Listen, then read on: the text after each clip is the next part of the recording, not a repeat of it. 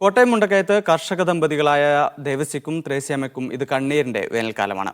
Inchiyani ചെറുക്കാനായിൽ Devasya ചാക്കോയുടെ 1.5 acre കൃഷിയാണ് വേനലിൽ നശിച്ചത്. കടുത്ത വേനലിൽ മുണ്ടക്കയത്ത് വ്യാപക കൃഷിനാശമാണ് ഉണ്ടായത്.